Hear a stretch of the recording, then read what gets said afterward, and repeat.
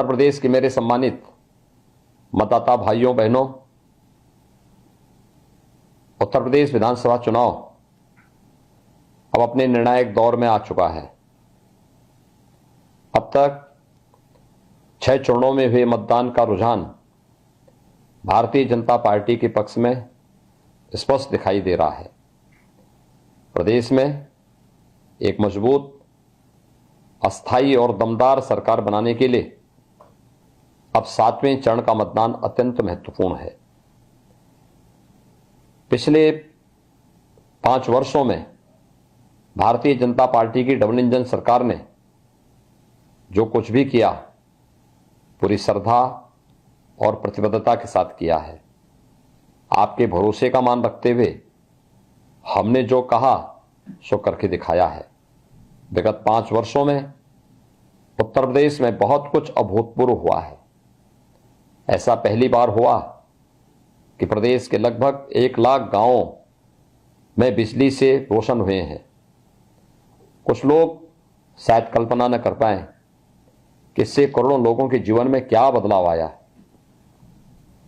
हमने 2 करोड़ 61 लाख घरों में शौचालय की सुविधा दी।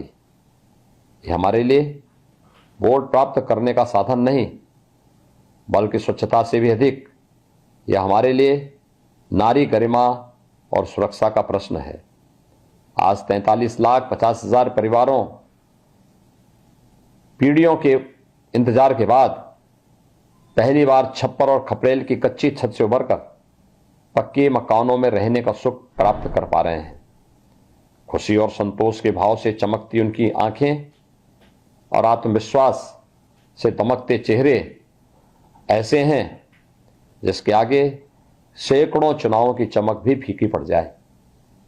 धुएं वाले चूल्हे की जगह रसोई गैस के सिलेंडर का होना किसी क्रांति से कम नहीं है। आयुष्मान योजना आज प्रदेश के 7 करोड़ परिवारों के लिए संबल बनी है। 70 साल तक पीने के शुद्ध जल के लिए तरस रही जनता के घरों में हम नल से जल पहुंचा रहे हैं। प्रदेश के विकास को तेज रफ्तार देने के उद्देश्य से ही एक्सप्रेस वे का संचाल केवल सड़क भर नहीं, यहां औद्योगिक विकास का कॉरिडोर बन रहा है। एक जनपद एक मेडिकल कॉलेज का लक्ष्य भी हम पूरा कर रहे हैं। वाराणसी चिकित्सा सुविधा का हब बन रहा है। यहाँ एम्स के समकक्ष सर्व सुविधा युक्त चिकित्सा संस्थान क्रियाशील है। नया कैंसर हॉस्पिटल आपकी सेवा के लिए प्रारंभ हो चुका है। श्री काशी विश्वनाथ धाम, अयोध्या में शताब्दियों से प्रतीक्षित श्री राम मंदिर निर्माण, 100 वर्ष बाद मां अन्नपूर्णा की प्रतिमा का पुनर्प्रतिष्ठापन, शीर गोवर्धन वाराणसी में संत रविदास जी की पुण्यस्थली के विकास सहित लोक मंगल के उद्देश्य से ही अनेक प्रयास हो रहे हैं। राष्ट्र रक्षक महाराजा सुहेलदेव जी के नाम पर आजमगढ़ में विश्वविद्यालय की स्थापना की जा रही है।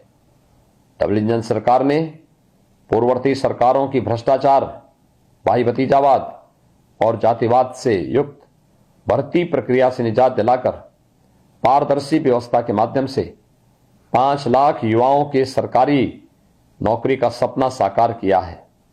5 वर्ष के सेवा काल में 2 वर्ष कोरोना की चुनौतियां भी रही हैं।